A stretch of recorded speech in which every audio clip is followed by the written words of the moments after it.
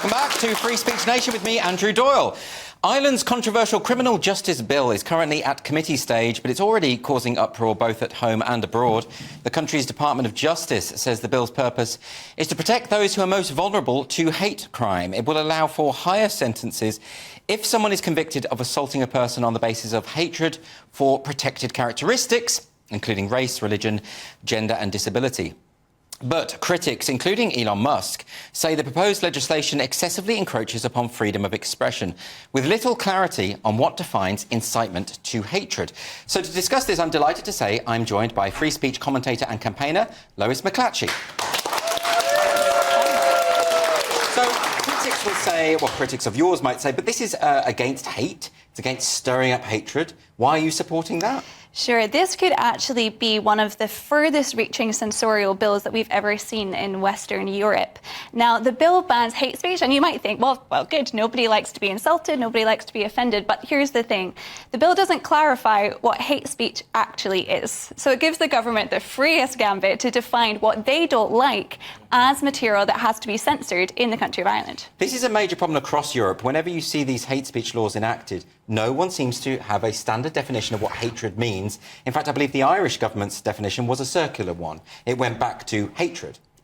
Which isn't helpful, is it? Well, that's exactly right. And instead of taking heed of the warning that they must define it, they've said they want to future-proof the law and allow that openness for new things that can come into society that they want to define as hate in the future. So this sort of thing, though, can't this be weaponised by people with an agenda? I mean, not just the government criminalising speech that criticises them, but, for example, people who are gender-critical feminists, for instance, are often attacked as being hateful when all they're doing is expressing perfectly legitimate views that most people hold. Well, absolutely. And at ADF International, we've been campaigning against these hate speech laws across the world. So we've seen what happens when they are put into place. Now, in Finland, recently we had a big case where a politician and a grandmother was put through 2 criminal trials on the basis that she had tweeted a Bible verse and questioned her church's decision to sponsor the Pride event in Helsinki.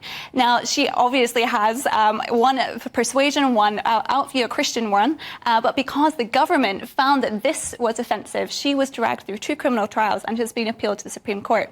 In Mexico, similarly, we supported the defense of Quadri, a politician there who had tweeted about his gender-critical views.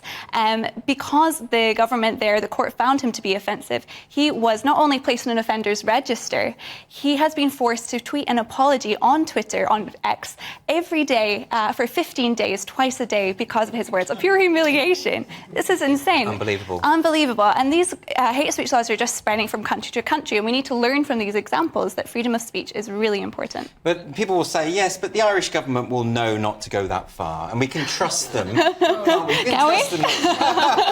Yeah, I'm not so sure, but that's the point, isn't it? That we've seen examples of where governments go too far on this point. Exactly, and it depends on the government's own standards of what they consider to be so-called hate speech. So it puts conversations in the real world, but also online, about abortion, gender, marriage, all of the things that are hot political topics, but really important to society. It will chill conversations on those topical issues. Now, ADF International has made a video to raise awareness of this campaign. I think we have a clip of that.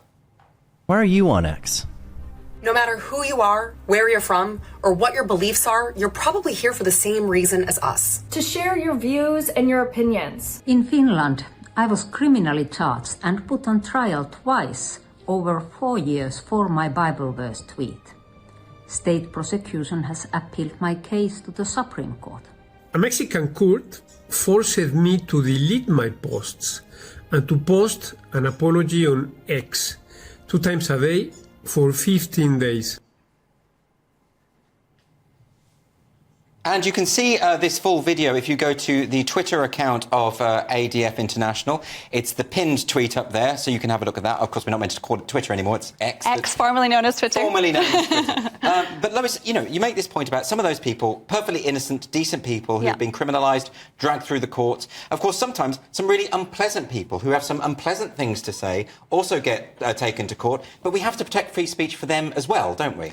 That's right. And it will actually impact all of us outside of Ireland as well, because what many people don't know is that X Twitter's headquarters for Europe, Middle East and Africa are in Dublin. So this law could actually make the management and directors of X personally culpable for hate speech that they platform on X. So that affects what all of us get to tweet and to discuss online. So this is much bigger than just even in Ireland. And that's why Elon Musk has been looking at this bill with great concern. And he has pledged to back the legal defence of those who have been affected by the bill and to challenge the bill himself, which is excellent. But I think what this video has done such a great job of showing is that around the world, we are appalled by this. And we all need to stand up against censorship where we see it. I think a lot of people will be really baffled that this has happened. You know, I would say roughly 15, 20 years ago, we had reached a kind of consensus in this country that, yes, free speech is the thing we stand up for. We don't need to debate the legitimacy of that anymore. What's happened? Cancel culture, I suppose. It's a move towards anyone who says the wrong thing or falls out of line with the dominant religion of our day is, excommunicated from our society. It's actually not a new idea. It's a very, very old idea, but somehow it's kind of come back into society.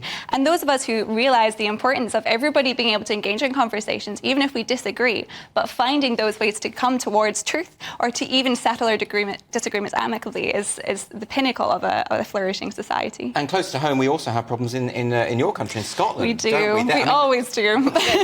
They're a bit step ahead of Ireland. I think they've already implemented their hate speech bill. We passed our hate speech law in 2021, but the police have actually begged the government not to implement it yet because they don't feel that they have the resources to be going around managing squabbles, essentially. As soon as that law was implemented, they had a huge spike in complaints about tweets, things that people had said that were deemed nasty online or just inappropriate or whatever it was, offensive. And so they said, well, we simply can't manage this. We've also got to, police robberies, etc.